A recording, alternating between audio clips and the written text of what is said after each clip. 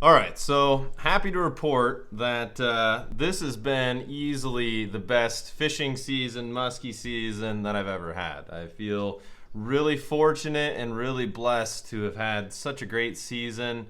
Um, yeah, just incredible. Caught a lot of fish, caught some big fish, uh, caught some first fish with people who are new to the sport and new in my boat. So I couldn't ask for more out of this particular season. Whether it's over now or not, I don't know. We've had an early cool down. Things are looking dicey. But I wanted to give a rundown of my top baits for this year. Not that my opinion holds any weight, but, you know, if someone can take something away from these videos, then it's really gratifying to me if I can help other people through the proxy of YouTube and these videos put more fish in their boat. So, I'll start off with number one this year. Without a doubt, the Chaos Tackle Mid-Deuce got the job done. Many circumstances. This is the one that Brian ruined when he was here last.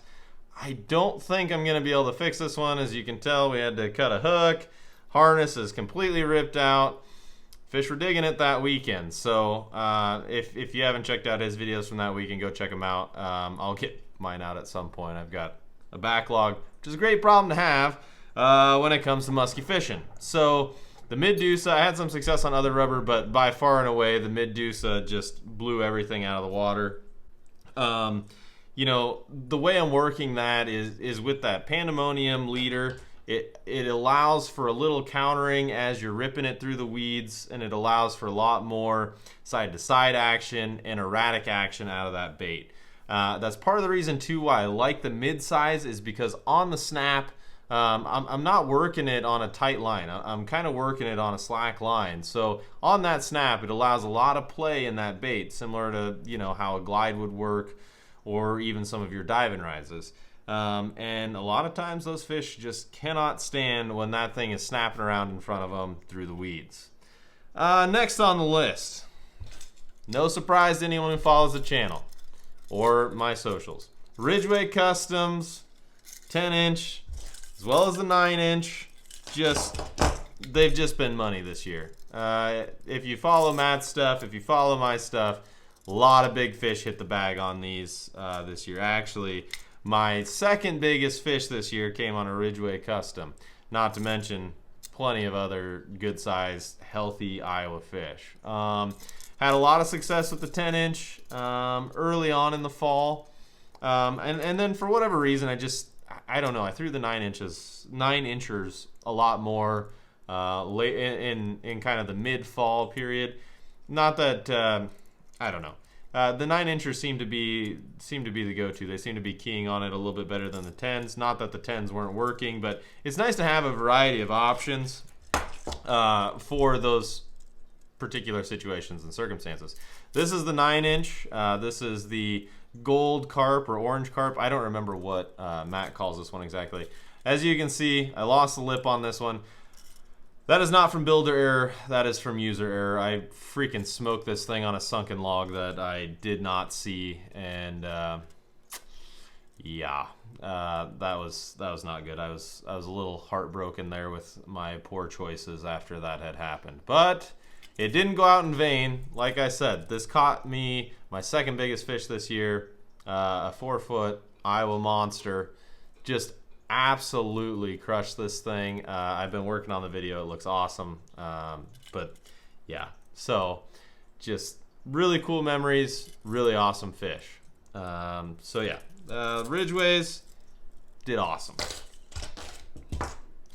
Let's see. Second, or I don't know, third on the list, whatever you want to say.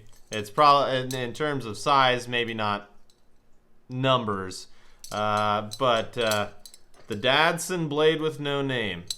You know, I really appreciate you, Glenn, for giving me the opportunity to get this bait. As you can tell, it's been chewed a few times. That shaft is far from straight. It's got a very unique grind to it.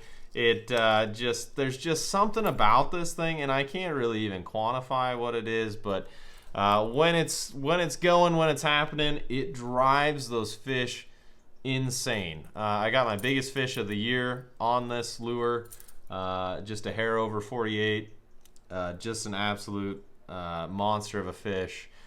Caught a 45-incher on it as well. Had I think a 40 and a 38 maybe as well.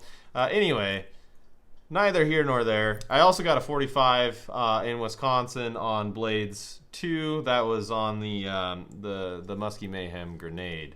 But yeah, Blades were very effective for me this year, more so than most years, to be honest. But then again, I spent a lot of time ripping rubber, doing the Twitch thing.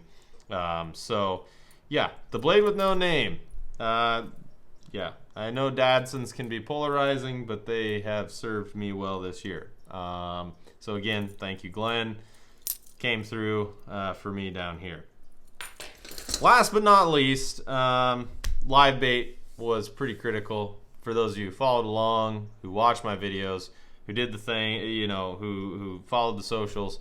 Live bait was huge. There was a period in Wisconsin this summer where it seemed like all they wanted was live bait, and it was nice to be able to allow those muskies to eat what they wanted.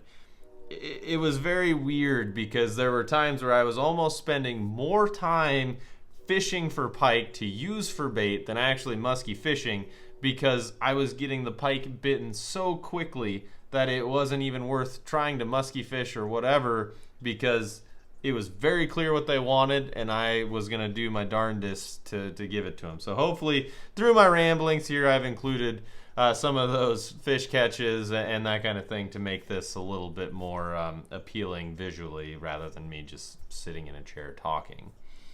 Again, to wrap the season, it's been phenomenal. I cannot say how much I appreciate those who have been supportive of me through this process this year. The guys from Chaos have been awesome. Kevin from Pandemonium and Buckos Baits. Obviously, Matt Ridgway is just a total boss. The dude gets me baits, and I just do my darndest to get them bit. So it's just been a phenomenal season. I can't thank Callie and my family enough for just being rock stars, helping with Willow, and being able to be flexible to allow me the time outdoors to hopefully bring this content to all of you. So with that being said, we've got plenty of big stuff on in the works for 2023. It's going to be another great season. I don't know if I will be able to to match how good the season was this year, but I am certainly going to try. So if you enjoy the videos, please let me know. If you enjoy the tackle talks, I appreciate it. Please let me know.